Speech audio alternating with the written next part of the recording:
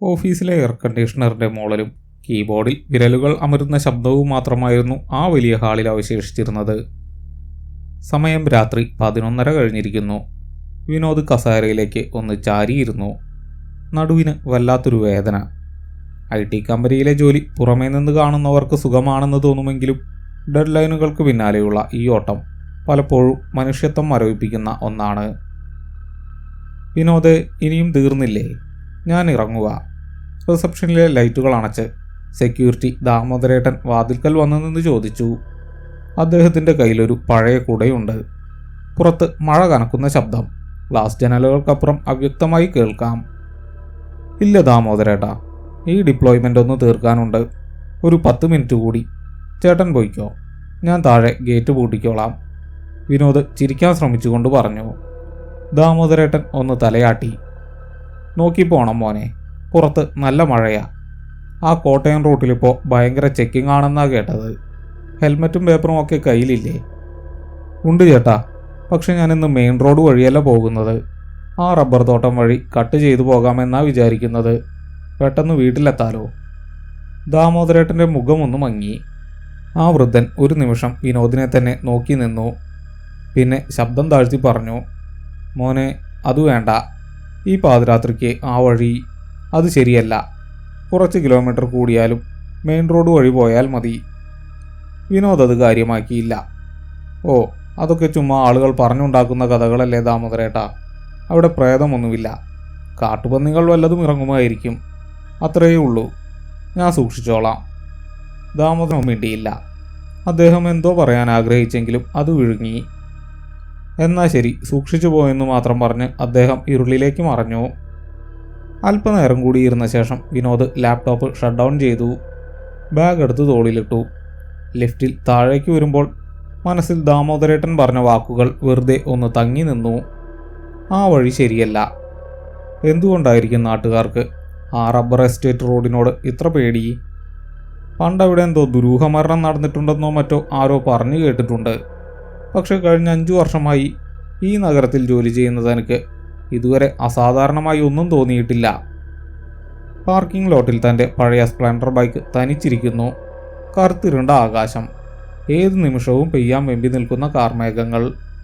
ദൂരെ എവിടെയോ ഇടിമുഴക്കം കേട്ടു. ബൈക്ക് സ്റ്റാർട്ട് ചെയ്തു. എൻജിൻ താളത്തിനൊപ്പം വിനോദിൻ്റെ മനസ്സും ഒരു യാത്രയ്ക്ക് തയ്യാറെടുത്തു. പക്ഷെ അവൻ അറിഞ്ഞിരുന്നില്ല ഈ യാത്ര തൻ്റെ ജീവിതത്തെ എന്നേക്കുമായി മാറ്റിമറിക്കുമെന്ന്.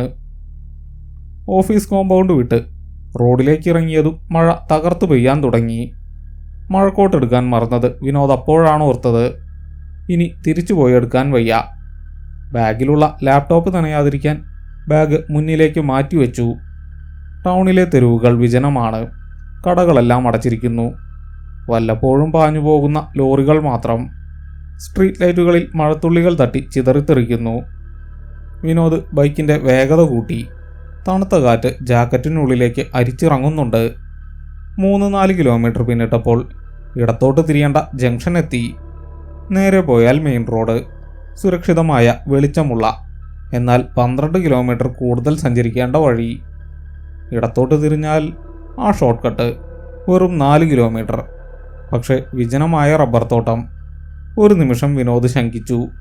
ദാമോദരേട്ടൻ്റെ മുഖം മനസ്സിൽ തെളിഞ്ഞു. പക്ഷേ ശരീരത്തിലെ ക്ഷീണവും വീട്ടിലെത്തിയൊന്ന് കിടന്നാൽ മതിയെന്ന ആഗ്രഹവും ആ ഭയത്തെ തോൽപ്പിച്ചു. അവൻ ബൈക്ക് ഇടത്തോട്ട് തിരിച്ചു. ആ നിമിഷം മുതൽ അന്തരീക്ഷം മാറി. നഗരത്തിൻ്റെ ശബ്ദങ്ങൾ പെട്ടെന്ന് നിലച്ചു. ടാർ റോഡ് മാറി പൊട്ടിപ്പൊളിഞ്ഞ പഞ്ചായത്ത് റോഡായി. ഇരുവശത്തും വീടുകൾ കുറഞ്ഞു വന്നു. അങ്ങിങ്ങായി ചില വീടുകളിലെ വെളിച്ചം മാത്രം. അതും പതുക്കെ ഇല്ലാതായി. ഇപ്പോൾ ഇരുവശത്തും റബ്ബർ മരങ്ങൾ മാത്രം. കിലോമീറ്ററുകളോളം പരന്നു കിടക്കുന്ന, ആകാശം മുട്ടെ വളർന്നു നിൽക്കുന്ന റബ്ബർ മരങ്ങൾ. അവ ഒരു വലിയ തുരങ്കം പോലെ റോഡിനു മുകളിൽ കൂട്ടിമുട്ടി നിൽക്കുന്നു. പകൽ പോലും സൂര്യപ്രകാശം മണ്ണിലെത്താൻ മടിക്കുന്ന സ്ഥലം. രാത്രിയിൽ അതൊരു മരണക്കിണർ പോലെയായിരുന്നു. ബൈക്കിൻ്റെ ഹെഡ്ലൈറ്റ് വെളിച്ചം കോടമഞ്ഞിലും മഴയിലും തട്ടിച്ചിതറുന്നു. വിനോദ് ഹെൽമെറ്റിൻ്റെ വൈസർ ഉയർത്തി. വൈസറിൽ മഴവെള്ളം പറ്റിപ്പിടിച്ച് കാഴ്ച അവ്യക്തമായിരുന്നു. മഴയുടെ ശബ്ദം മാറി. ഇലകളിൽ വീഴുന്ന മഴയ്ക്ക് ഒരു വല്ലാത്ത മുഴക്കമുണ്ട്. റബ്ബർ മരങ്ങളിൽ ചിരട്ട വച്ചിരിക്കുന്നതുകൊണ്ട് കാറ്റടിക്കുമ്പോൾ അവ തമ്മിൽ കൂട്ടിമുട്ടുന്ന ശബ്ദം കേൾക്കാം. റോഡ് വല്ലാതെ മോശമാണ്. കുഴികളിൽ വെള്ളം കെട്ടിക്കിടക്കുന്നു. ഓരോ കുഴിയിൽ വീഴുമ്പോഴും ബൈക്കിൻ്റെ ഷോക്ക് അബ്സോർബർ ഞെരങ്ങി. വിനോദ് വളരെ സൂക്ഷിച്ചാണ് വണ്ടി ഓടിച്ചിരുന്നത്. പെട്ടെന്നാണ് അവൻ ആ ഗന്ധം അനുഭവപ്പെട്ടത്. മഴയുടെയോ മണ്ണിൻ്റെയോ ഗന്ധമല്ല, പഴകിയ എന്തോ ഒന്ന്. ചീഞ്ഞ പൂക്കൾ പോലെയോ അല്ലെങ്കിൽ ഫോർമലിൻ ലായനി പോലെയോ ഉള്ള ഒരു രൂക്ഷഗന്ധം. റബ്ബർ തോട്ടത്തിൽ സാധാരണ റബ്ബർ ഷീറ്റ് ഉണക്കുന്നതിൻ്റെ മണമുണ്ടാകാറുണ്ട്. പക്ഷേ ഇതല്ല. ഇത് വല്ലാത്തൊരു അസ്വസ്ഥത ഉണ്ടാക്കുന്ന മണമാണ്. വിനോദ് മൂക്ക് പൊത്താൻ ശ്രമിച്ചു. പക്ഷെ കൈവിടാൻ പറ്റാത്ത അവസ്ഥ. വേഗം ഈ കാടൊന്നു കഴിഞ്ഞെങ്കിൽ. അവൻ പിറുപിറുത്തു. സമയം 11:50. അവൻ അറിയാതെ തന്നെ ബൈക്കിൻ്റെ വേഗത കുറഞ്ഞു വന്നു. കാരണം മുന്നിലെ ഇരുട്ട്. ആ ഇരുട്ടിന് എന്തോ ഒരു കട്ടിയുള്ളതുപോലെ വെളിച്ചത്തെ അത് വിഴുങ്ങിക്കളയുന്നു. തോട്ടത്തിൻ്റെ ഏതാണ്ട് മധ്യഭാഗം. അവിടെ റോഡൽപ്പം വീതി കുറവാണ്. ഇരുവശത്തെയും കാട് പിടിച്ച റബ്ബർ മരങ്ങൾ റോഡിലേക്ക് ചാഞ്ഞു നിൽക്കുന്നു. വിനോദ് വളവ് തിരിയുകയായിരുന്നു. പെട്ടെന്ന് ബൈക്കിൻ്റെ വെളിച്ചം റോഡരികിലെ ഒരു വലിയ മരത്തിൽ തട്ടി. അവിടെ ആ മരത്തിൻ്റെ ചുവട്ടിൽ ഒരാൾ നിൽക്കുന്നു. വിനോദിൻ്റെ ഉള്ളിലൂടെ ഒരു മിന്നൽ പിണർ പാഞ്ഞുപോയി. ഈ പാതിരാത്രിയിൽ, ഈ പെരുമഴയത്ത്, മനുഷ്യവാസമില്ലാത്ത ഈ കാട്ടിൽ ആരാണ് നിൽക്കുന്നത്? അതൊരു പുരുഷ രൂപമായിരുന്നു. മുഷിഞ്ഞ ഷർട്ടും പാൻറ്റുമാണ് വേഷം. കയ്യിൽ കുടയില്ല.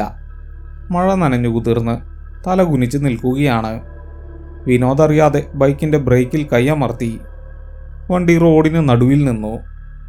അവൻ ആദ്യം തോന്നിയത് സഹതാപമാണ്. ആരെങ്കിലും വഴി തെറ്റി വന്നതാകുമോ? അല്ലെങ്കിൽ വണ്ടി കേടായി നിൽക്കുന്നതാകുമോ? ഹലോ, വിനോദ് ചോദിക്കാനാഞ്ഞു. പക്ഷേ ശബ്ദം തൊണ്ടയിൽ കുടുങ്ങി. കാരണം ആ രൂപം അനങ്ങുന്നില്ല. സാധാരണ ഒരു മനുഷ്യൻ ബൈക്കിൻ്റെ വെളിച്ചം കണ്ടാൽ മുഖമുയർത്തി നോക്കും, അല്ലെങ്കിൽ കൈ കാണിക്കും. ഇതല്ല. ഒരു പ്രതിമ പോലെ അനക്കമില്ലാതെ റോഡിലെ ചെളിയിലേക്ക് നോക്കി നിൽക്കുകയാണ്. അയാളുടെ മുടി നനഞ്ഞ് മുഖത്തേക്ക് ഒട്ടിയിരിക്കുന്നു. യുക്തിക്ക് നിരക്കാത്ത എന്തോ ഒന്ന് അവിടെയുണ്ട്. അയാളുടെ കാലുകൾ. ബൈക്കിൻ്റെ വെളിച്ചം താഴേക്കടിച്ചപ്പോൾ വിനോദ് അത് ശ്രദ്ധിച്ചു. അയാൾ നിൽക്കുന്നത് മണ്ണിലല്ല. മരത്തിൻ്റെ വേരുകൾക്കിടയിൽ കാൽപാദങ്ങൾ ചെളിയിൽ പുതഞ്ഞിട്ടില്ല. മറിച്ച് അല്പം ഉയർന്ന്. അല്ല, അത് തോന്നലാകാം. വെളിച്ചത്തിൻ്റെ കളി. പെട്ടെന്ന് ആ രൂപം തലയുയർത്തി. വിനോദിൻ്റെ ശ്വാസം നിലച്ചുപോയി. മുഖം അത് വ്യക്തമല്ല. ഒരു നിഴൽ പോലെ. പക്ഷേ കണ്ണുകൾ, 2 ചെറിയ തീപ്പൊരികൾ പോലെ തിളങ്ങുന്ന കണ്ണുകൾ. ഭയം, ശുദ്ധമായ കലർപ്പില്ലാത്ത ഭയം വിനോദിനെ ആക്രമിച്ചു. അത് മനുഷ്യനല്ല. അവൻ്റെ 6ാം ഇന്ദ്രിയം അലറി വിളിച്ചു, ഇവിടെ നിന്നും രക്ഷപ്പെട്. ആ നിമിഷം, ആ രൂപത്തെ കടന്നുപോയ ആ സെക്കൻഡിൽ കൊടും തണുപ്പുള്ള ഒരു കാറ്റ് അവനെ പൊതിഞ്ഞു. ഒപ്പം ഒരു മർമ്മരവും. വൈകിപ്പോയി. ആരോ കാതിൽ വന്ന് പറഞ്ഞതുപോലെ. അത് കാറ്റിൽ തനിക്ക് തോന്നിയതായിരുന്നോ? അതോ ആ രൂപം പറഞ്ഞതാണോ? വിനോദ് തിരിഞ്ഞു നോക്കിയില്ല. വിറയ്ക്കുന്ന കൈകൾ കൊണ്ട് അവൻ ഹാൻഡിലിൽ മുറുകെ പിടിച്ചു. ഹൃദയം പടപടാ ഇടിക്കുന്നു. ദൈവമേ, അവൻ പ്രാർത്ഥിച്ചു. ഇനി വെറും 2 കിലോമീറ്റർ കൂടി. അത് കഴിഞ്ഞാൽ വീടുകളുള്ള പ്രദേശമാണ്. പക്ഷേ യഥാർത്ഥ പരീക്ഷണം തുടങ്ങാൻ പോകുന്നതേ ഉണ്ടായിരുന്നുള്ളൂ. വിനോദ് ബൈക്കിൻ്റെ വേഗത പരമാവധി കൂട്ടി. ആ റോഡിൽ ആ വേഗത ആത്മഹത്യാപരമാണ്. പക്ഷേ ജീവഭയം അവനെക്കൊണ്ടത് ചെയ്യിച്ചു. മഴയുടെ ശക്തി കുറഞ്ഞു വരുന്നു. പക്ഷെ കോടമഞ്ഞു കൂടി. മനസ്സ് പതുക്കെ ശാന്തമാകാൻ തുടങ്ങി. അതൊരു തോന്നലായിരിക്കും. വല്ല കള്ളുകുടിയന്മാരുമായിരിക്കും. അവൻ സ്വയം പറഞ്ഞു പഠിപ്പിക്കാൻ ശ്രമിച്ചു. ഏകദേശം 1 കിലോമീറ്റർ പിന്നിട്ട് കാണും. മനസ്സൊന്ന് തണുത്തപ്പോൾ വെറുതെ അറിയാതെ അവൻ്റെ കണ്ണുകൾ ബൈക്കിൻ്റെ റിയർവ്യൂ മിററിലേക്ക് പോയി. പിന്നിൽ എന്തെങ്കിലും വരുന്നുണ്ടോ എന്ന് നോക്കാൻ. ആ കാഴ്ച, അത് കണ്ട നിമിഷം വിനോദിൻ്റെ രക്തം ഐസ് പോലെ മരവിച്ചു. ബൈക്കിൻ്റെ ടെയിൽ ലാമ്പിൻ്റെ ചുവന്ന വെളിച്ചത്തിൽ പിന്നിലെ റോഡ് കാണാം. അവിടെ വിജനമായ ആ റോഡിൽ നേരത്തെ കണ്ട ആ രൂപം അത് ഓടുകയായിരുന്നില്ല. വിനോദിൻ്റെ ബൈക്ക് 70 കിലോമീറ്റർ വേഗതയിലാണ് പോകുന്നത്. ഒരു മനുഷ്യനും ആ വേഗതയിൽ ഓടാൻ കഴിയില്ല, ഉസൈൻ ബോൾട്ടിന് പോലും. പക്ഷേ ഈ രൂപം അത് അതിവേഗത്തിൽ വരികയാണ്. ബൈക്കിൻ്റെ തൊട്ടു പിന്നിൽ വെറും 5 അടി അകലത്തിൽ അതിൻ്റെ കൈകൾ നീട്ടിയിരിക്കുന്നു. വിനോദിൻ്റെ തോളിൽ പിടിക്കാനെന്ന പോലെ. മിററിലൂടെ കണ്ട ആ മുഖം ഇപ്പോൾ കുറച്ചുകൂടി വ്യക്തമാണ്. അതൊരു വികൃതമായ മുഖമായിരുന്നു. വായ വലുതായി തുറന്നിരിക്കുന്നു. ചിരിക്കുകയാണോ അതോ നിലവിളിക്കുകയാണോ എന്ന് തിരിച്ചറിയാൻ വയ്യ. കണ്ണുകളിൽ ആ പഴയ തിളക്കം. വിനോദ് നിലവിളിക്കാൻ ശ്രമിച്ചു. പക്ഷേ ശബ്ദം പുറത്തു വന്നില്ല. അവൻ ആക്സിലേറ്റർ മുഴുവനായും തിരിച്ചു. പക്ഷെ വണ്ടിക്ക് വേഗത കൂടുന്നില്ല. വണ്ടി പിന്നോട്ട് വലിക്കുന്നത് പോലെ, ആരോ ബൈക്കിൻ്റെ കാരിയറിൽ പിടിച്ചു വലിക്കുന്നത് പോലെ. എഞ്ചിൻ ഭയങ്കരമായി ചൂടായി. ഒരു വല്ലാത്ത കരിഞ്ഞ മണം വരാൻ തുടങ്ങി. നിർത്തരുത്, വണ്ടി നിർത്തരുത്, അവൻ മനസ്സിൽ പറഞ്ഞു. പിന്നിലെ രൂപം കൂടുതലടുത്തു. അതിൻ്റെ സാമീപ്യം അവന് അനുഭവപ്പെടാൻ തുടങ്ങി. കഴുത്തിൽ ഹെൽമെറ്റിനും ജാക്കറ്റിനുമിടയിലുള്ള ആ ചെറിയ വിടവിലൂടെ ഒരു തണുത്ത ശ്വാസം. ഐസ് കട്ട വെച്ചതുപോലുള്ള തണുപ്പ്. അതവൻ്റെ ചെവിയിലേക്ക് അടുത്തു. വീണ്ടും ആ മർമ്മരം. ഇത്തവണ വ്യക്തമായി. എന്നെ കൊണ്ടുപോകൂ. വിനോദ് കണ്ണുകൾ ഇറുകി അടച്ചു തുറന്നു. മുമ്പിലൊരു വെളിച്ചം. Main road. ദൂരെ തെരുവ് വിളക്കുകൾ കാണാം. ആ കാഴ്ച അവന് പുതിയൊരു ഊർജം നൽകി. അവൻ സർവ്വശക്തിയുമെടുത്ത് വണ്ടി മുന്നോട്ട് കുതിപ്പിച്ചു. ബൈക്ക് തെന്നി നീങ്ങി. ഏതു നിമിഷവും മറിഞ്ഞേക്കാം. പക്ഷെ അവൻ വിട്ടില്ല. മെയിൻ റോഡിലേക്ക് കയറിയതും ബൈക്ക് ഒരു വലിയ ശബ്ദത്തോടെ നിന്നു. എൻജിൻ ഓഫായി. വണ്ടിയിൽ നിന്ന് തെറിച്ചു വീഴാതിരിക്കാൻ വിനോദ് കാലുകുത്തി നിന്നു. അവൻ കിതയ്ക്കുകയായിരുന്നു. വിയർപ്പും മഴവെള്ളവും ചേർന്ന് ശരീരം കുതിർന്നിരുന്നു. ധൈര്യം സംഭരിച്ച് അവൻ സാവധാനം പിന്നിലേക്ക് തിരിഞ്ഞു നോക്കി. ആരുമില്ല. വിജനമായ റബ്ബർ തോട്ടം മാത്രം. ഇരുട്ടുമൂടിയ ആ വഴിയിലേക്ക് നോക്കുമ്പോൾ കാറ്റിൽ റബ്ബർ മരങ്ങൾ ആടുന്ന ശബ്ദം മാത്രം. അവിടെ ആരുമില്ല. തോന്നിയതാകും. എല്ലാം എൻ്റെ തോന്നലാ. സ്വന്തം ശബ്ദം കേൾക്കാൻ വേണ്ടിയെങ്കിലും വിനോദ് ഉറക്കെ പറഞ്ഞു. വിറയ്ക്കുന്ന കാലുകളോടെ അവൻ ബൈക്ക് സ്റ്റാർട്ട് ചെയ്യാൻ ശ്രമിച്ചു. ഭാഗ്യത്തിന് ഒറ്റക്കിക്കിന് തന്നെ വണ്ടി സ്റ്റാർട്ടായി. ഇനി തിരിഞ്ഞു നോക്കില്ല എന്ന് ഉറപ്പിച്ചുകൊണ്ട് അവൻ വീട്ടിലേക്ക് വിട്ടു. പക്ഷെ വിനോദ് അറിഞ്ഞിരുന്നില്ല അവൻ തനിച്ചല്ല വീട്ടിലേക്ക് പോകുന്നതെന്ന്. ബൈക്കിൻ്റെ പിൻസീറ്റിൽ അദൃശ്യമായ ഒരു ഭാരം അപ്പോഴും ഉണ്ടായിരുന്നു. വീട്ടിലെത്തി. ഗേറ്റ് തുറന്ന് വണ്ടി പോർച്ചിൽ വയ്ക്കുമ്പോഴും വിനോദിൻ്റെ കൈകൾ വിറയ്ക്കുന്നുണ്ടായിരുന്നു. അച്ഛനും അമ്മയും ഉറങ്ങിക്കാണും. അവൻ കയ്യിലുണ്ടായിരുന്ന സ്പെയർ കീ ഉപയോഗിച്ച് വാതിൽ തുറന്നു. ഉള്ളിൽ കയറി വാതിൽ കുറ്റിയിട്ടപ്പോൾ മാത്രമാണ് അവന് ജീവൻ തിരിച്ചു കിട്ടിയതുപോലെ തോന്നിയത്. ഹാളിലെ ലൈറ്റ് ഇട്ടു.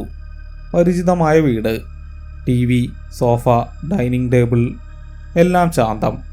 ഞാൻ വെറുതെ പേടിച്ചു. അവൻ സ്വയം ചിരിച്ചു. ഭയം മാറിയപ്പോൾ വല്ലാത്തൊരു ക്ഷീണം തോന്നി. നനഞ്ഞ വസ്ത്രങ്ങൾ മാറണം, കുളിക്കണം. അവൻ ഗോവണി കയറി മുകളിലെ തൻ്റെ മുറിയിലേക്ക് പോയി. മുറിയിൽ കയറി വാതിലടച്ചു. നനഞ്ഞ ഷർട്ട് അഴിക്കാൻ കണ്ണാടിക്ക് മുന്നിൽ നിന്നു. കണ്ണാടിയിൽ തൻ്റെ പ്രതിബിംബം കണ്ടപ്പോൾ അവനൊന്ന് ഞെട്ടി. മുഖം വല്ലാതെ വിളറിയിരിക്കുന്നു. കണ്ണുകൾക്ക് താഴെ കറുത്ത പാടുകൾ. ഷർട്ടിൻ്റെ ബട്ടണുകൾ ഓരോന്നായി അഴിച്ചു. ഷർട്ട് ഊരി മാറ്റിയപ്പോൾ അവൻ കണ്ണാടിയിൽ അത് കണ്ടു. തൻ്റെ വലതു തോളിൽ, കൃത്യമായി പറഞ്ഞാൽ കഴുത്തിന് തൊട്ടു താഴെ, തോളിനോട് ചേർന്ന് ഒരു കൈപ്പാട്. അതൊരു സാധാരണ കൈപ്പാടായിരുന്നില്ല. ചെളിയിൽ പുരണ്ട 5 വിരലുകൾ അമർന്നു പതിഞ്ഞ പാട്. അല്ല, ചെളിയല്ല. അവൻ വിറയ്ക്കുന്ന കൈകൊണ്ട് ആ പാടിൽ തൊട്ടുനോക്കി. അത് നനഞ്ഞിരിക്കുന്നു. ചുവന്ന കൊഴുത്ത ദ്രാവകം. രക്തം. വിനോദ് ഭയന്ന് പിന്നോട്ട് മാറി. ഷർട്ട് നിലത്തിട്ടു. ഇല്ല, ഇത് പറ്റില്ല. എന്നെ ആരും തൊട്ടില്ലല്ലോ. അവൻ്റെ ഹൃദയം വീണ്ടും പടപടാ ഇടിക്കാൻ തുടങ്ങി. ആ റബ്ബർ തോട്ടത്തിൽ വെച്ച് ആ തണുത്ത ശ്വാസം കഴുത്തിൽ തട്ടിയപ്പോൾ അത് വെറുമൊരു ശ്വാസമായിരുന്നില്ലേ? അത് കൂടെ വന്നിട്ടുണ്ടോ? പെട്ടെന്ന് മുറിയുടെ ജനലിൽ നിന്ന് ഒരു ശബ്ദം. അവൻ്റെ മുറി 2ാം നിലയിലാണ്. താഴെ നിന്നാർക്കും ജനലിൽ മുട്ടാൻ കഴിയില്ല. ബാൽക്കണി പോലുമില്ലാത്ത ജനലാണത്. വിനോദ് ശ്വാസം അടക്കി നിന്നു. ശബ്ദം വീണ്ടും. ഇത്തവണ കൂടുതൽ ഉച്ചത്തിൽ. ആരോ ക്ഷമയില്ലാതെ വിളിക്കുന്നത് പോലെ. വിനോദ് മെല്ലെ ജനലിൻ്റെ കർട്ടനിലേക്ക് നോക്കി. പുറത്ത് കൂരിരുട്ടാണ്. പക്ഷെ അവനറിയാം കർട്ടൻ മാറ്റിയാൽ അവിടെ എന്തുണ്ടാകുമെന്ന്. ആ തിളങ്ങുന്ന കണ്ണുകൾ. അവൻ അനങ്ങാൻ വയ്യാതെ നിൽക്കുമ്പോൾ മുറിയിലെ ലൈറ്റൊന്ന് മിന്നി. പിന്നെ ഓഫായി. മുറിയിൽ കൂരിരുട്ട്. ജനലിന് പുറത്ത് മിന്നലിൻ്റെ വെളിച്ചത്തിൽ ജനൽ വിരിയിലൂടെ ഒരു നിഴൽ അനങ്ങുന്നത് അവൻ കണ്ടു. അത് പുറത്തല്ല, ജനലിനകത്താണ്. കർട്ടൻ്റെ വിടവിലൂടെ 2 മെലിഞ്ഞ വിളറിയ കൈകൾ നീണ്ടുവരുന്നു. വിനോദിൻ്റെ തൊണ്ടയിൽ നിന്ന് ഒരു നിലവിളി പുറത്തേക്ക് വരാൻ വെമ്പി നിന്നെങ്കിലും അത് വെറുമൊരു കുറുകൽ മാത്രമായി ഒതുങ്ങി. കർട്ടൻ അനങ്ങുന്നുണ്ട്. ആ വിടവിലൂടെ നീണ്ടുവന്ന കൈകൾ, അവ തന്നിലേക്ക് അടുക്കുകയാണോ അതോ തൻ്റെ തോന്നലായിരുന്നോ? അവൻ പിന്നിലേക്ക് വേച്ചുപോയി. കാൽ തട്ടി ടേബിളിലിരുന്ന ഗ്ലാസ് താഴെ വീണ് ചിതറി. ആ ശബ്ദം വലിയൊരു പൊട്ടിത്തെറി പോലെയാണ് ആ നിശബ്ദതയിൽ മുഴങ്ങിയത്. വിറയ്ക്കുന്ന കൈകളോടെ അവൻ പോക്കറ്റിൽ നിന്ന് മൊബൈൽ ഫോൺ എടുത്തു. വിരലുകൾ വിയർപ്പിൽ തെന്നി മാറുന്നുണ്ടായിരുന്നു. എങ്ങനെയൊക്കെയോ ഫോണിൻ്റെ ടോർച്ച് ഓൺ ചെയ്തു. വെളിച്ചത്തിൻ്റെ ഒരു കീറ് ആ മുറിയിലെ ഇരുട്ടിനെ കീറി മുറിച്ചു. അവൻ വേഗത്തിൽ വെളിച്ചം ജനലിലേക്ക് അടിച്ചു. ആരുമില്ല. കർട്ടൻ നിശ്ചലമായി കിടക്കുന്നു. ആ കൈകൾ, ആ നിഴൽ, എല്ലാം മാഞ്ഞുപോയിരിക്കുന്നു. അവനറിയാതെ ഒരു ദീർഘശ്വാസം വിട്ടു. നെഞ്ചിൽ കൈവച്ച് അവൻ തറയിൽ ഇരുന്നുപോയി. എല്ലാം മനസ്സിൻ്റെ തോന്നലാണ്. ഓഫീസിലെ സ്ട്രെസ്, ഉറക്കമില്ലായ്മ, പിന്നെ ആ റബ്ബർ തോട്ടത്തിലെ വിജനത, എല്ലാം കൂടി തലച്ചോറിനെ വിഭ്രാന്തിയിലാക്കിയതാണ്. പക്ഷെ ആ ആശ്വാസം അധിക നേരം നീണ്ടു നിന്നില്ല. ടോർച്ചിൻ്റെ വെളിച്ചം തറയിലൂടെ നീങ്ങിയപ്പോൾ അവനത് കണ്ടു. ജനലിൻ്റെ അരികിൽ നിന്ന് അവൻ നിൽക്കുന്നിടത്തേക്ക് തറയിലെ വെളുത്ത ടൈലിൽ നനഞ്ഞ പാടുകൾ. അതൊരു മനുഷ്യൻ്റെ നഗ്നമായ കാൽപ്പാടുകളാണ്. മഴവെള്ളവും ചെളിയും കലർന്ന പാടുകൾ. അവ ജനലിൽ തുടങ്ങി മുറിയുടെ മധ്യഭാഗം വരെ എത്തിയിരിക്കുന്നു. വിനോദ് സ്തംഭിച്ചുപോയി. ജനൽ അടച്ചിട്ടാണ് താൻ പോയത്. പിന്നെങ്ങനെ? അവൻ പതുക്കെ എഴുന്നേറ്റ് ജനലിൻ്റെ അടുത്തേക്ക് പോയി. കർട്ടൻ മാറ്റി നോക്കി. ജനൽ തുറന്നിട്ടിരിക്കുകയാണ്. ഇല്ല, ഇത് സാധ്യമല്ല. താൻ വ്യക്തമായി ഓർക്കുന്നു, ജനൽ ലോക്ക് ചെയ്തിരുന്നു. മാത്രമല്ല, പുറത്ത് സൺഷെയ്ഡ് പോലുമില്ലാത്ത ഈ ജനലിലൂടെ അകത്ത് കടക്കുക എന്നത് മനുഷ്യസാധ്യമായ കാര്യമല്ല. ആ കാൽപ്പാടുകൾ അവസാനിക്കുന്നത് മുറിയുടെ നടുവിലാണ്. തിരിച്ചുപോയതിൻ്റെ പാടുകളില്ല. അതിനർത്ഥം വന്നയാൾ, അല്ലെങ്കിൽ വന്ന അത്, ഇപ്പോഴും മുറിയിൽ തന്നെയുണ്ടോ? വിനോദ് മൊബൈൽ വെളിച്ച മുറിയുടെ ഓരോ മൂലയിലേക്കും അടിച്ചു നോക്കി. കട്ടിലിനടിയിൽ, അലമാരയുടെ മുകളിൽ, വാതിലിൻ്റെ പിന്നിൽ ആരുമില്ല. പക്ഷെ ആ രൂക്ഷമായ ഗന്ധം, റബ്ബർ പാലിൽ ഫോർമലിൻ ഒഴിച്ചതുപോലെയുള്ള ആ അറപ്പുളവാക്കുന്ന ഗന്ധം മുറിയിൽ തങ്ങി നിൽക്കുന്നുണ്ടായിരുന്നു. അപ്പോഴാണ് കറണ്ട് വന്നത്. പെട്ടെന്ന് ഫാൻ കറങ്ങുന്ന ശബ്ദവും ലൈറ്റിൻ്റെ വെളിച്ചവും അവനെ യാഥാർത്ഥ്യത്തിലേക്ക് വലിച്ചിട്ടു. ഇപ്പോൾ മുറി സാധാരണ പോലെ തോന്നിക്കുന്നു. പക്ഷേ തറയിലെ ആ ചെളിപ്പാടുകൾ അവിടെ തന്നെയുണ്ടായിരുന്നു. അത് മായാജാലമല്ല, യാഥാർത്ഥ്യമാണ് എന്നതിൻ്റെ തെളിവ്. അവൻ വേഗം ബാത്റൂമിൽ കയറി. ടവൽ നനച്ച് ആ പാടുകൾ തുടച്ചു കളയാൻ തുടങ്ങി. അത് മായ്ച്ചു കളഞ്ഞാൽ ഭയവും പോകുമെന്ന് അവൻ വിശ്വസിച്ചു. പാടുകൾ മാഞ്ഞു. പക്ഷെ ആ മണം പോയില്ല. പിന്നെ ആ തോളിലെ പാട്. കണ്ണാടിയിൽ നോക്കാൻ ഭയന്ന് അവൻ ഷർട്ടെടുത്ത് അലക്കുകുട്ടയിലിട്ടു. എന്നിട്ട് ഷവറിന് താഴെ നിന്നു. തണുത്ത വെള്ളം ശരീരത്തിൽ വീണിട്ടും അവൻ്റെ ഉള്ളിലെ തീ അണഞ്ഞില്ല. തോളിൽ സോപ്പിട്ടുരയ്ക്കുമ്പോൾ വല്ലാത്തൊരു നീറ്റൽ അനുഭവപ്പെട്ടു. കുളി കഴിഞ്ഞ് കണ്ണാടിയിൽ നോക്കിയപ്പോൾ കണ്ടു, വലതു തോളിൽ കൈപ്പത്തി പതിഞ്ഞ ആ ഭാഗത്ത് തൊലി അല്പം ചുവന്ന് തടിച്ചിരിക്കുന്നു, ഒരു പൊള്ളൽ പോലെ. അന്ന് രാത്രി അവൻ മുറിയിൽ കിടന്നില്ല. താഴെ ഹാളിൽ സോഫയിൽ TV ഓൺ ചെയ്തു വെച്ച് അവൻ ചുരുണ്ടുകൂടി കിടന്നു. TV-യിലെ വാർത്തകളും പാട്ടുകളും അവന് കൂട്ടുനിന്നു. പക്ഷേ മുകളിലെ മുറിയിൽ നിന്ന് ഇടയ്ക്കിടെ ആരോ നടക്കുന്ന ശബ്ദം കേൾക്കുന്നുണ്ടായിരുന്നു. പിറ്റേന്ന് രാവിലെ ഉണർന്നത് അമ്മയുടെ വിളി കേട്ടാണ്. വിനോദ്, എന്തു പറ്റി മോനെ? എന്തിനാ ഇവിടെ കിടക്കുന്നത്? കണ്ണു തുറക്കാൻ അവന് പ്രയാസമായിരുന്നു.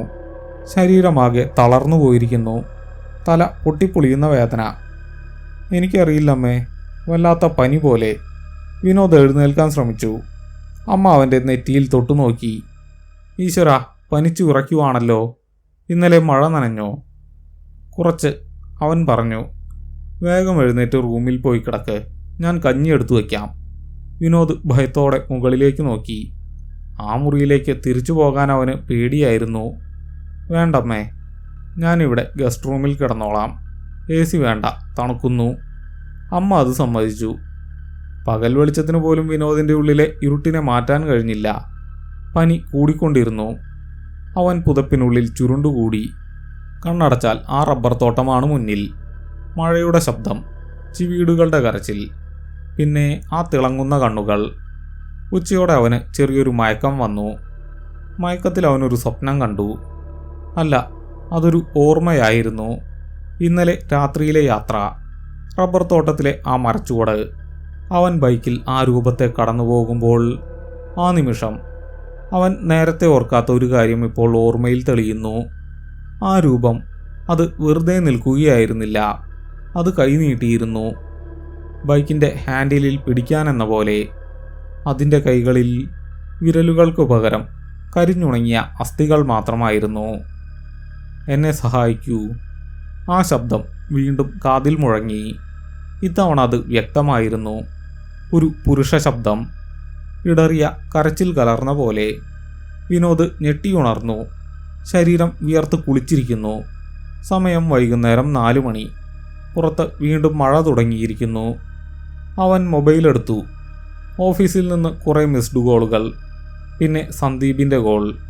സന്ദീപ് അവൻ്റെ കൊളീഗാണ്. ലോക്കലായിട്ടുള്ള കാര്യങ്ങളെല്ലാം അറിയാവുന്ന ആളാണ്. വിനോദ് സന്ദീപിനെ തിരിച്ചു വിളിച്ചു. ഹലോ വിനോദേ, എന്തു പറ്റി എളിയാ, ലീവാണോ?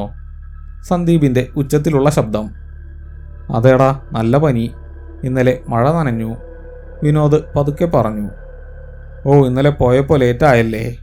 ഏതു വഴിയാ പോയേ? വിനോദ് ഒരു നിമിഷം ആലോചിച്ചു. പറയണോ?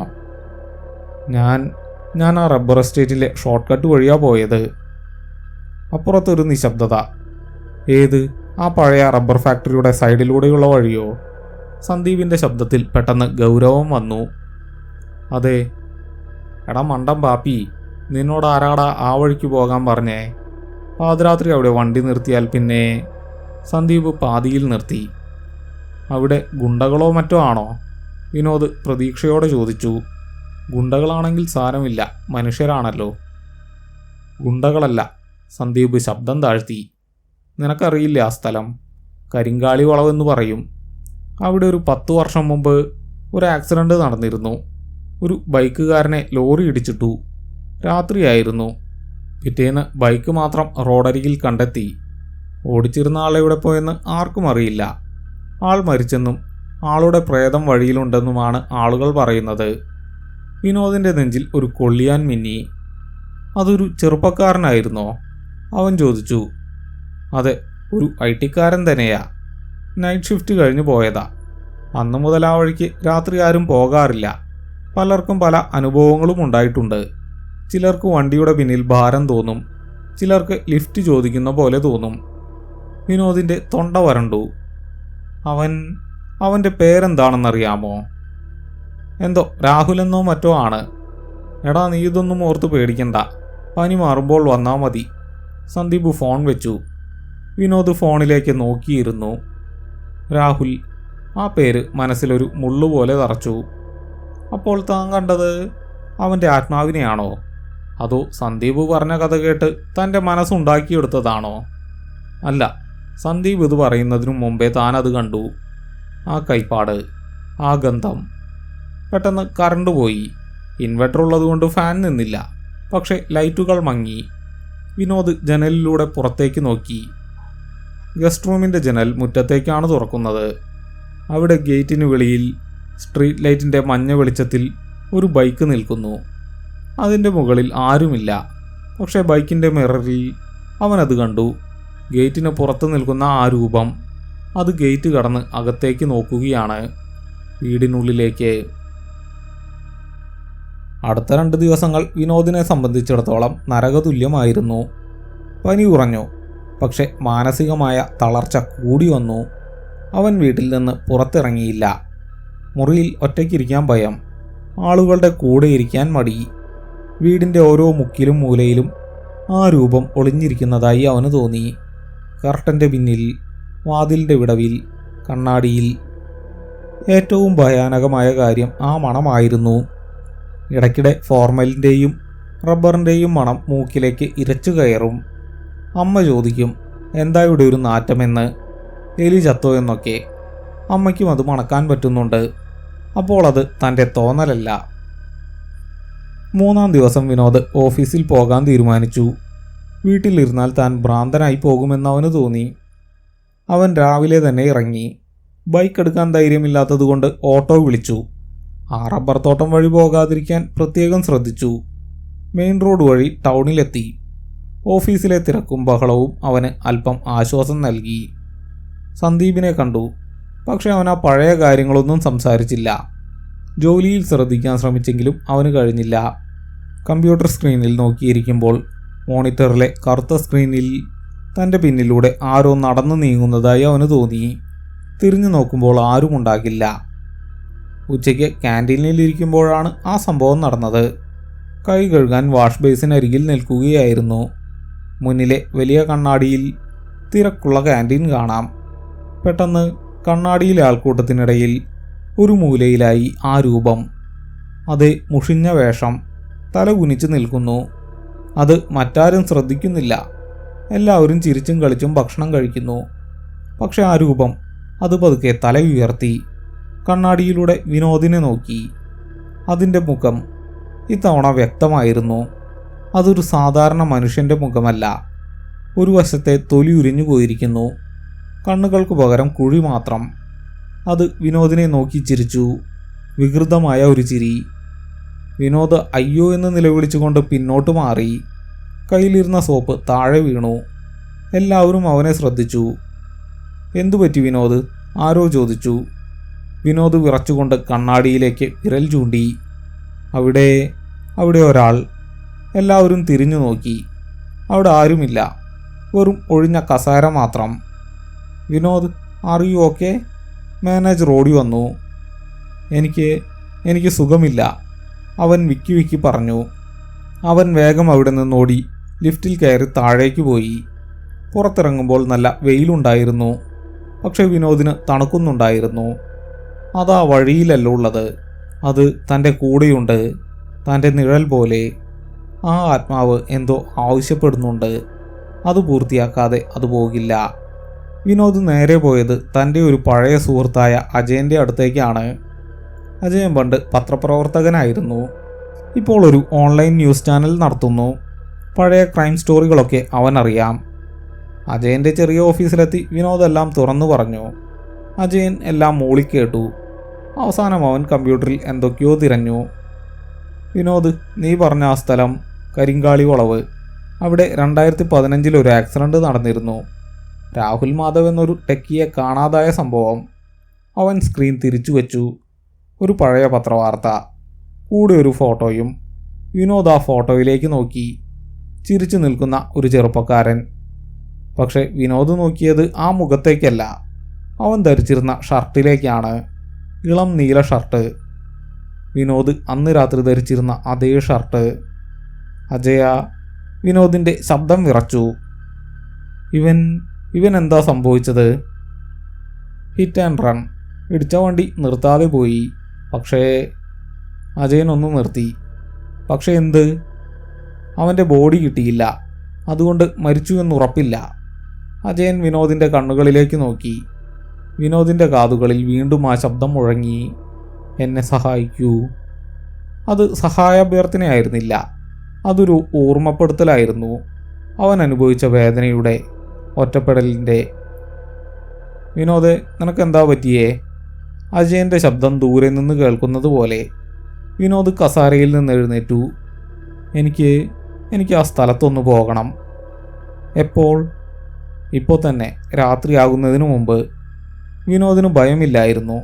പകരം വല്ലാത്തൊരു നിയോഗം പോലെ. ആ ആത്മാവ് തന്നെ തിരഞ്ഞെടുത്തത് വെറുതെയല്ല. അന്ന് രാത്രി ആരും തിരിഞ്ഞു നോക്കാതെ പോയപ്പോൾ താനും അവനെ പോലെ വണ്ടി നിർത്താതെ പോയതുകൊണ്ടാകാം. അല്ലെങ്കിൽ വിനോദ് തൻ്റെ വലതുതോളിൽ തൊട്ടു.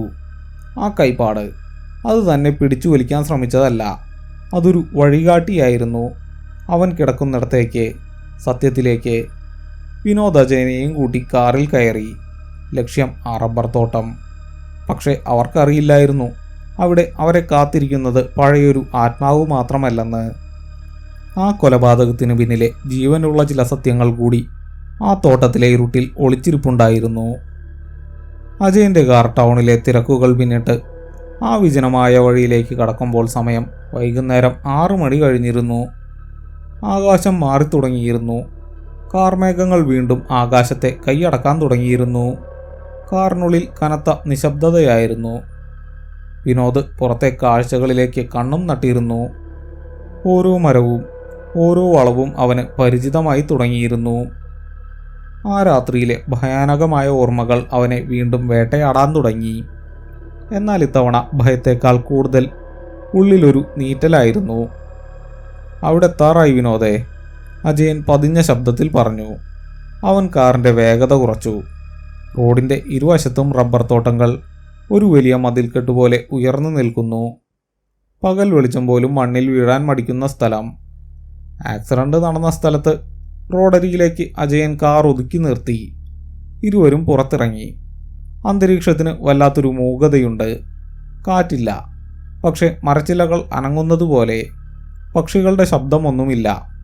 ഇടയ്ക്കിടെ ദൂരെയുടെയോ നിന്ന് ഒരു മരംകൊത്തിയുടെ ശബ്ദം മാത്രം. ആ ശബ്ദം കേട്ടപ്പോൾ വിനോദിൻ്റെ ഉള്ളിലൂടെ ഒരു കൊള്ളിയാൻ മിന്നി. തൻ്റെ ജനലിൽ കേട്ട അതേ ശബ്ദം. വാ, നമുക്ക് നോക്കാം. വിനോദ് ആ രൂപത്തെ കണ്ട മരത്തിൻ്റെ ചുവട്ടിലേക്ക് നടന്നു. അജയൻ മൊബൈലിലെ ഫ്ലാഷ് ലൈറ്റ് തെളിയിച്ചു.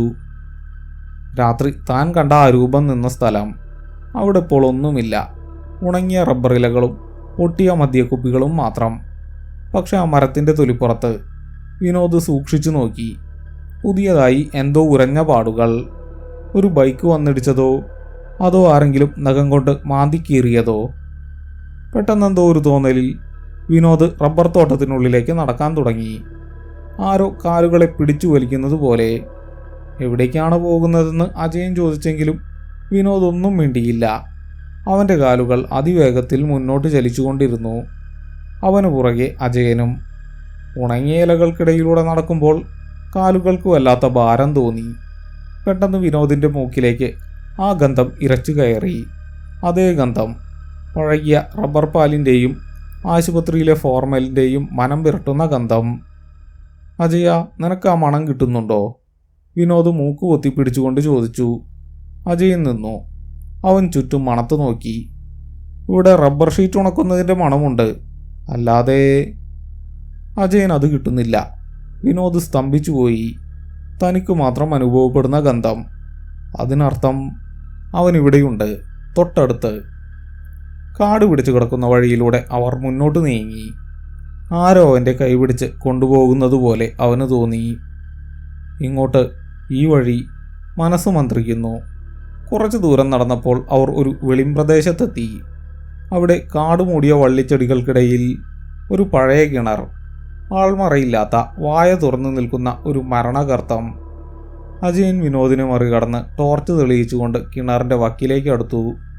വിനോദ് കുറച്ച് മാറി നിന്നു. അവൻ അങ്ങോട്ട് നോക്കാൻ ധൈര്യമുണ്ടായിരുന്നില്ല. വിനോദ്, ഇങ്ങോട്ട് നോക്ക്. അജയൻ്റെ ശബ്ദത്തിൽ ആകാംക്ഷയും ഭയവും കലർന്നിരുന്നു. വിനോദ് മെല്ലെ അങ്ങോട്ട് ചെന്നു. കിണറിനുള്ളിൽ കൂരിരുട്ടാണ്. അടിയിൽ വെള്ളമുണ്ടോ എന്ന് വ്യക്തമല്ല. പക്ഷേ അജയൻ ടോർച്ച് അടിച്ച് കാണിച്ചു തന്നത് കിണറിൻ്റെ ഉൾവശത്തെ ഭിത്തിയിലേക്കാണ്. കോൺക്രീറ്റ് റിങ്ങുകൾ കൊണ്ട് കെട്ടിയ ഭിത്തി. അതിൽ മുകളിൽ നിന്ന് ഏകദേശം 10 അടി താഴെയായി ചില പാടുകൾ കാണാം. നഖം കൊണ്ട് മാന്തിക്കീറിയതുപോലെയുള്ള ആഴത്തിലുള്ള പാടുകൾ. ഒന്നല്ല, 100 കണക്കിന് പാടുകൾ. വിനോദിൻ്റെ തൊണ്ടയിടറി. അവൻ ജീവനോടെ ഉണ്ടായിരുന്നു. വിനോദിൻ്റെ കണ്ണുകൾ നിറഞ്ഞു. ആ ഇരുട്ടിൽ കിടന്ന് രക്ഷപ്പെടാൻ വെമ്പുന്ന ഒരൊറ്റ മനുഷ്യൻ്റെ നിസ്സഹായത. ആ വേദനയാണ് ആ ആത്മാവിനെ ഇവിടെ പിടിച്ചു നിർത്തിയിരിക്കുന്നത്. പെട്ടെന്ന് കിണറിനുള്ളിൽ നിന്നൊരു ശബ്ദം കേട്ടു. വെള്ളത്തിലെന്തോ വീഴുന്ന ശബ്ദം. അജയൻ വേഗം ടോർച്ച് താഴേക്കടിച്ചു. ഒന്നുമില്ല. നിശ്ചലമായ കറുത്ത വെള്ളം മാത്രം. അവിടെ എന്തോ ഉണ്ട്. വിനോദ് മന്ത്രിച്ചു. അതുമല്ല, തവളയോ മറ്റോ ചാടിയതാകും. അജയൻ സമാധാനിപ്പിക്കാൻ ശ്രമിച്ചു. പക്ഷെ അവൻ്റെ കൈ വിറയ്ക്കുന്നുണ്ടായിരുന്നു. അപ്പോഴാണ് ആ കാഴ്ച വിനോദ് കണ്ടത്. കിണറിൻ്റെ വക്കിൽ കാടുമൂടിയ ചെടികൾക്കിടയിൽ എന്തോ ഒന്ന് തിളങ്ങുന്നു. അവൻ കുനിഞ്ഞതെടുത്തു. ഒരു ചെറിയ ലോഹവസ്തു. ചെളിയും തുരുമ്പും പിടിച്ചിട്ടുണ്ടെങ്കിലും അതൊരു കീ ചെയിൻ ആണെന്ന് മനസ്സിലായി. ഒരു കാറിൻ്റെ രൂപമുള്ള കീ ചെയിൻ. അതിലൊരു പേര് കൊത്തിയിട്ടുണ്ട്. RM. രാഹുൽ മാധവ്. അജയ, ഇത് നോക്ക്. വിനോദ് അത് നീട്ടി. അജയൻ അത് വാങ്ങി പരിശോധിച്ചു. ഇത് രാഹുലിൻ്റെ കീ ചെയിൻ ആയിരിക്കും. പോലീസ് അന്ന് ഇത് കണ്ടെടുത്തില്ലേ? അതോ അവർ മനഃപൂർവ്വം? അജയൻ വാചകം മുഴുവിപ്പിച്ചില്ല. പെട്ടെന്ന് അന്തരീക്ഷം മാറി. കാറ്റ് ശക്തിയായി വീശാൻ തുടങ്ങി. റബ്ബർ മരങ്ങൾ ആടിയുലഞ്ഞു. വിനോദിൻ്റെ തോളിലെ പൊള്ളിയ പാടിൽ വല്ലാത്ത നീറ്റൽ അനുഭവപ്പെട്ടു. ആ ഗന്ധം അതിപ്പോൾ അസഹനീയമാണ്. വിനോദിൻ്റെ കാതിൽ ആ ശബ്ദം വീണ്ടും മുഴങ്ങി. ഇത്തവണ കരച്ചിലല്ല, ഒരു മുന്നറിയിപ്പ്. ഓടിക്കോ. വിനോദ് ഞെട്ടി തലയുയർത്തി. അജയ, നമുക്ക് പോകാം, വേഗം. എന്താ, എന്തു പറ്റി? ഇവിടെ നിൽക്കുന്നത് സേഫല്ല, വേഗം വാ. വിനോദ് അജയൻ്റെ കൈ പിടിച്ചു വലിച്ചു. അവർ തിരിഞ്ഞു നടക്കാൻ തുടങ്ങിയതും ദൂരെ റോഡിൻ്റെ ഭാഗത്തു നിന്ന് ഒരു വെളിച്ചം. ഒരു വാഹനത്തിൻ്റെ ഹെഡ്ലൈറ്റ് വെളിച്ചം മരങ്ങൾക്കിടയിലൂടെ നീങ്ങുന്നു. അതൊരു സാധാരണ പോകുന്ന വണ്ടിയല്ല. അത് വേഗത കുറച്ച് ആ മരത്തിൻ്റെ ചുവട്ടിൽ വന്നു നിന്നു. ഒരു വലിയ ജീപ്പ്. ആരാ അത്? അജയൻ ചോദിച്ചു. ശബ്ദിക്കല്ലേ. വിനോദ് അവനെ ഒരു വലിയ മരത്തിന് പിന്നിലേക്ക് വലിച്ചു മാറ്റി. ജീപ്പിൻ്റെ എഞ്ചിൻ ഓഫായി. വാതിൽ തുറക്കുന്ന ശബ്ദം. 2 പേർ പുറത്തിറങ്ങി. അവരുടെ കയ്യിൽ ടോർച്ചുകളുണ്ട്. അവർ റോഡിൽ നിന്ന് തോട്ടത്തിനുള്ളിലേക്ക്, വിനോദും അജയനും നിൽക്കുന്ന ഭാഗത്തേക്ക് ടോർച്ചടിച്ചു നോക്കി. ഇവിടെ കാർ കിടപ്പുണ്ട്. ആരൊക്കെയോ ഇതിനുള്ളിലുണ്ട്. ഒരു പരുക്കൻ ശബ്ദം. വന്നവന്മാർ ആരായിരുന്നാലും ജീവനോടെ തിരിച്ചു പോകില്ല. അന്ന് അവനെ തീർത്ത പോലെ ഇവിടെ വെച്ച് തന്നെ തീർത്തേക്കാം. രണ്ടാമത്തെ ശബ്ദം. വിനോദിൻ്റെ രക്തം ഉറഞ്ഞുപോയി. ഇവർ ആത്മാക്കളല്ല. ഇവർ രാഹുലിനെ കൊന്നവരാണ്. 10 വർഷമായിട്ടും ഈ രഹസ്യം പുറത്തറിയാതിരിക്കാൻ ഇവർ ഇവിടെ കാവൽ നിൽക്കുന്നുണ്ട്. തൻ്റെയും അജയൻ്റെയും കാര്യം പോക്കാണെന്ന് വിനോദിന് മനസ്സിലായി. അവരുടെ കയ്യിൽ ആയുധങ്ങളുണ്ട്. വിനോദ് അജയനെ നോക്കി. അജയൻ്റെ മുഖത്തും ഭയം നിഴലിച്ചു. അവർ മരത്തിന് പിന്നിൽ ഒളിച്ചു നിന്നു. ആ കാലൊച്ചകൾ അടുത്തു വരുന്നു. ഉണങ്ങിയ ഇലകൾ ഞെരിയുന്ന ശബ്ദം. ആ ആത്മാവ് തന്നെ ഇങ്ങോട്ട് വിളിച്ചു വരുത്തിയത് വെറുതെയല്ല. അവന് നീതി വേണം. പക്ഷെ അത് കിട്ടണമെങ്കിൽ താൻ ജീവനോടെ ഇരിക്കണം. ആ കൊലയാളികൾക്കും വിനോദിനുമിടയിൽ ഇപ്പോൾ 50 മീറ്റർ ദൂരം മാത്രം. റബ്ബർ മരങ്ങളുടെ കറുത്ത തടികൾക്കിടയിൽ വിനോദും അജയനും ശ്വാസം അടക്കി നിന്നു. ടോർച്ച് വെളിച്ചം അവർ നിൽക്കുന്ന മരത്തിന് തൊട്ടടുത്ത് വരെ വന്ന് തിരിച്ചുപോയി. ഇവിടെ ആരുമില്ലെന്ന് തോന്നുന്നു, ആദ്യത്തെയാൾ പറഞ്ഞു. ഇല്ല, കാറിൻ്റെ ബോണറ്റിന് ചൂടുണ്ട്. അവർ അധികം പോയിട്ടില്ല. കണ്ടുപിടിക്കണം, അല്ലെങ്കിൽ നമ്മൾ കുടുങ്ങും. രണ്ടാമത്തെയാൾ, അവനാണ് നേതാവെന്ന് തോന്നി. അയാൾ കൂടുതൽ ഗൗരവത്തോടെ പറഞ്ഞു. ഗുണ്ടകളുടെ കയ്യിൽ വടിവാളുകളുണ്ട്. ഈ വിജനമായ തോട്ടത്തിൽ വെച്ച് തങ്ങളെ കൊന്നാൽ ആരും അറിയില്ല. രാഹുലിനെ പോലെ മറ്റൊരു തിരോധാനം മാത്രം. വിനോദിൻ്റെ ഹൃദയം തൊണ്ടയിൽ കുടുങ്ങി നിൽക്കുകയാണ്. അജയൻ മെല്ലെ പോക്കറ്റിൽ നിന്ന് ഫോൺ എടുത്തു. റേഞ്ച് നോക്കി. സിഗ്നൽ വട്ടപൂജ്യം. അജയൻ വിനോദിൻ്റെ കയ്യിൽ അമർത്തിപ്പിടിച്ചു. നമുക്കോടാമെന്ന അർത്ഥത്തിൽ. പക്ഷെ വിനോദിന് അനങ്ങാൻ കഴിഞ്ഞില്ല. കാരണം ആ മണം, ഫോർമലിൻ്റെയും ചീഞ്ഞ റബ്ബർ പാലിൻ്റെയും ഗന്ധം അസഹനീയമായി മാറിയിരിക്കുന്നു. അത് വിനോദിന് മാത്രമല്ല, അജയനും കിട്ടുന്നുണ്ടായിരുന്നു. അജയൻ മൂക്ക് പൊത്തിപ്പിടിക്കുന്നത് വിനോദ് കണ്ടു. പെട്ടെന്ന് ആ നിശബ്ദതയിൽ ഒരു ശബ്ദം കേട്ടു. ആ കിണറിൻ്റെ ഭാഗത്ത് നിന്ന് മരച്ചില്ലകൾ ഒടിയുന്ന ശബ്ദം. ആരോ അതിലൂടെ നടക്കുന്നതുപോലെ. 2 ഗുണ്ടകളും അങ്ങോട്ട് തിരിഞ്ഞു. ആരടാ ഇവിടെ? നേതാവ് ഉറക്കെ അലറി. ടോർച്ച് കിണറിൻ്റെ ഭാഗത്തേക്ക് അടിച്ചു. ആ വെളിച്ചത്തിൽ കിണറിൻ്റെ ആൾമറയില്ലാത്ത വക്കിൽ ഒരു നിഴലനങ്ങുന്നത് അവർ കണ്ടു. അതൊരു മനുഷ്യരൂപമല്ല. കാറ്റിലാടുന്ന വള്ളിച്ചെടികൾ മാത്രമാണോ? അതോ? പോയി നോക്ക്, നേതാവ് ആജ്ഞാപിച്ചു. മറ്റേയാൾ മടിയോടെ മുന്നോട്ട് നടന്നു. അയാൾ കിണറ്റിനരികിലെത്താറായതും കിണറിനുള്ളിൽ നിന്ന് ഒരു വല്ലാത്ത ശബ്ദം ഉയർന്നു വന്നു. ഒരു കരച്ചിൽ. സാധാരണ കരച്ചിലല്ല. വെള്ളത്തിൽ മുങ്ങിത്താഴുന്ന ഒരാൾ ശ്വാസം കിട്ടാതെ പിടയുന്ന ശബ്ദം. ഗുണ്ട ഭയന്ന് പിന്നോട്ട് മാറി. അണ്ണാ, അവിടെ ആരോ ഉണ്ട്. മിണ്ടാതിരിയടാ. നേതാവ് മുന്നോട്ട് വന്നു. അതായിരുന്നു പറ്റിയ സമയം. ഓടിക്കോ. അജയൻ വിനോദിൻ്റെ കൈ പിടിച്ചു വലിച്ചു. ഇരുവരും മരങ്ങൾക്കിടയിലൂടെ റോഡ് ലക്ഷ്യമാക്കി ഓടി. ഇലകൾക്കിടയിലൂടെയുള്ള അവരുടെ ഓട്ടത്തിൻ്റെ ശബ്ദം ഗുണ്ടകൾ കേട്ടു. അതാടാ അവർ, പിടിയടാ. പിന്നിൽ ടോർച്ച് വെളിച്ചം തുള്ളിക്കളിക്കുന്നത് കാണാം. അവർ പിന്നാലെയുണ്ട്. വിനോദ് കിതച്ചുകൊണ്ടോടി. കാലുകൾ കുഴയുന്നുണ്ടായിരുന്നു. വള്ളിച്ചെടികളിൽ തട്ടി വീഴാൻ പോയെങ്കിലും അജയൻ അവനെ താങ്ങിപ്പിടിച്ചു. റോഡിലെത്താൻ ഇനി ഏതാനും മീറ്ററുകൾ കൂടി മാത്രം. വിനോദ് പെട്ടെന്ന് നിന്നു. മുന്നിൽ ആ വലിയ റബ്ബർ മരം. രാഹുലിൻ്റെ ആത്മാവിനെ കണ്ട അതേ സ്ഥലം. അവിടെ മരച്ചുവട്ടിൽ ആ രൂപം നിൽക്കുന്നു. വിനോദ് സ്തംഭിച്ചുപോയി. പിന്നിൽ കൊലയാളികൾ, മുന്നിൽ പ്രേതം. ഇത്തവണ ആ രൂപം വിനോദിനെ നോക്കുകയായിരുന്നില്ല. അത് നോക്കുന്നത് വിനോദിൻ്റെ പിന്നിലേക്കാണ്. അതിൻ്റെ കണ്ണുകളിൽ ഇപ്പോൾ കോപമാണ്, ജ്വലിക്കുന്ന കോപം. ആ രൂപം കൈ നീട്ടി വിനോദിനെ കടന്ന് പിന്നിലേക്ക്. മാറി നിൽക്കു വിനോദേ. അജയൻ അവനെ റോഡരികിലെ കാനയിലേക്ക് തള്ളി മാറ്റി. ആ നിമിഷം തന്നെ ഗുണ്ടകളിൽ ഒരാൾ ഓടി അവിടെ എത്തി. അവൻ്റെ കയ്യിലെ വടിവാൾ വായുവിൽ ഉയർന്നു താഴ്ന്നു. പക്ഷെ അത് വിനോദിൻ്റെ ദേഹത്തു കൊണ്ടില്ല. കാരണം ആ ഗുണ്ട എന്തോ കണ്ട് ഞെട്ടി നിന്നുപോയി. അവൻ്റെ നോട്ടം മരച്ചുവട്ടിലേക്കായിരുന്നു. അവൻ്റെ കണ്ണുകൾ തുറിച്ചു വന്നു. മുഖം വിളറി വെളുത്തു. രാഹുൽ, അവൻ വിറയ്ക്കുന്ന ശബ്ദത്തിൽ വിളിച്ചു. അന്തരീക്ഷത്തിൽ മഞ്ഞ് പുക പോലെ നിറയാൻ തുടങ്ങി. ആ തണുപ്പ്, വിനോദിന് കഴുത്തിൽ അനുഭവപ്പെട്ട അതേ മരവിപ്പിക്കുന്ന തണുപ്പ് ആ ഗുണ്ടയെ പൊതിഞ്ഞു. അവൻ ആയുധം താഴെയിട്ടു. ആരോ കഴുത്ത് ഞെരിക്കുന്നത് പോലെ. അവൻ സ്വന്തം കൈകൾ കൊണ്ട് കഴുത്തിൽ മാന്താൻ തുടങ്ങി.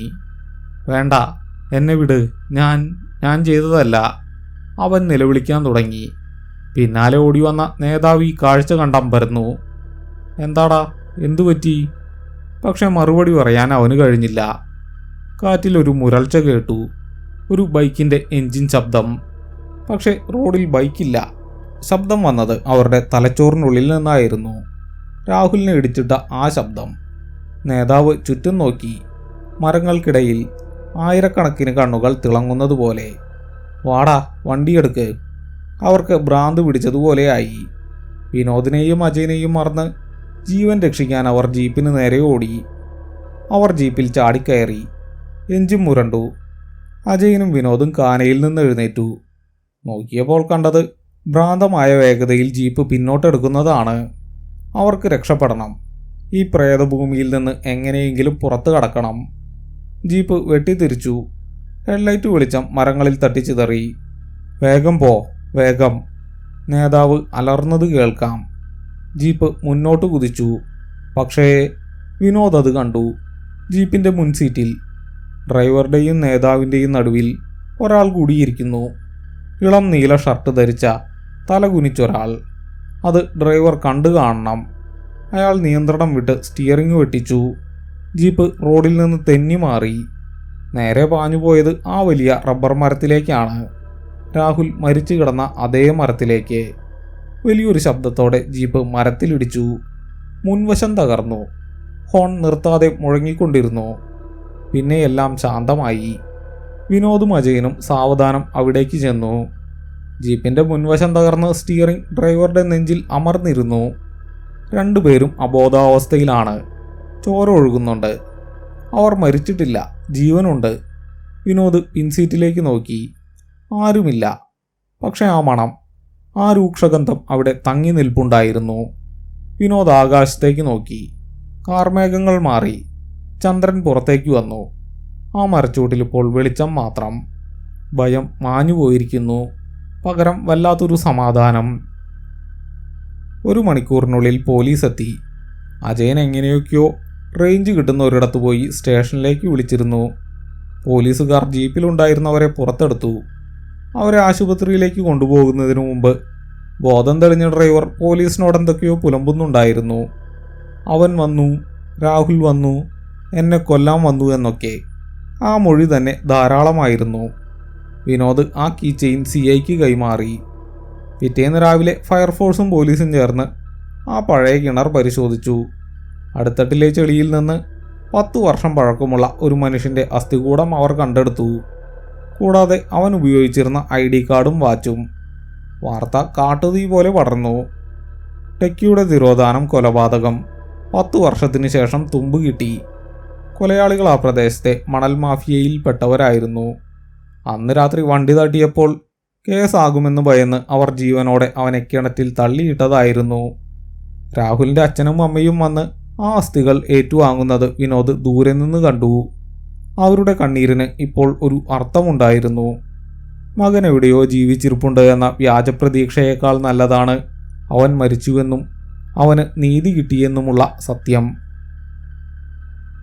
2 ആഴ്ചയ്ക്ക് ശേഷം വിനോദ് തൻ്റെ മുറിയിലെ ജനലരികിൽ നിൽക്കുകയായിരുന്നു. പുറത്ത് മഴ പെയ്യുന്നുണ്ട്. ഇപ്പോൾ അവന് ഭയമില്ല. അവൻ തൻ്റെ വലതുതോളിൽ തൊട്ടുനോക്കി. അവിടെയുണ്ടായിരുന്ന ആ ചോരപ്പാട് ഇപ്പോൾ മാഞ്ഞുപോയിരിക്കുന്നു. ഒരു ചെറിയ വെളുത്ത വടു മാത്രം ബാക്കി. ഒരു ഓർമ്മപ്പെടുത്തൽ. അന്നത്തെ ആ സംഭവത്തിന് ശേഷം ഫോർമലിൻ്റെ ഗന്ധം അവന് ഒരിക്കലും അനുഭവപ്പെട്ടില്ല. കണ്ണാടിയിൽ നോക്കുമ്പോൾ പിന്നിൽ ആരുമില്ല. ജനലിൽ മുട്ടുന്ന ശബ്ദമില്ല. രാഹുൽ, അവൻ പോയി. അവന് വേണ്ടത് നീതിയായിരുന്നു. അത് കിട്ടി. അവന് തന്നെ ഉപദ്രവിക്കുകയായിരുന്നില്ല വേണ്ടിയിരുന്നത്, മറിച്ച് സത്യത്തിലേക്ക് നയിക്കുകയായിരുന്നു. ആ കൈപ്പാട് ഒരു അടയാളമായിരുന്നു. എന്നെ മറക്കരുത് എന്ന അപേക്ഷ. വിനോദ് ജനൽ തുറന്നു. തണുത്ത കാറ്റകത്തേക്ക് വന്നു. ദൂരെ എവിടെയോ നിന്ന് ഒരു ബൈക്കിൻ്റെ ഹോൺ ശബ്ദം കേട്ടു. വിനോദ് പുഞ്ചിരിച്ചു. യാത്രയയപ്പ് തന്നതാണോ രാഹുൽ? അവൻ മനസ്സിൽ ചോദിച്ചു. മറുപടിയില്ല. കാറ്റിൻ്റെ മർമ്മരം മാത്രം. അവൻ ജനൽ അടച്ചു. മേശപ്പുറത്തിരുന്ന ലാപ്ടോപ്പ് തുറന്നു. ജീവിതം മുന്നോട്ട് പോകണം. പക്ഷേ വിനോദ് ഒന്നുറപ്പിച്ചു. ഇനിയൊരിക്കലും, എത്ര വൈകിയാലും വിജനമായ ഷോർട്ട് കട്ടിലൂടെ താൻ ഇനി വണ്ടി ഓടിക്കില്ല. ചില വഴികൾ അത് ജീവിച്ചിരിക്കുന്നവർക്കുള്ളതല്ല. അത് മരിച്ചവരുടെ സഞ്ചാരപഥങ്ങളാണ്. അവിടെ നമ്മൾ അതിക്രമിച്ച് കയറരുത്.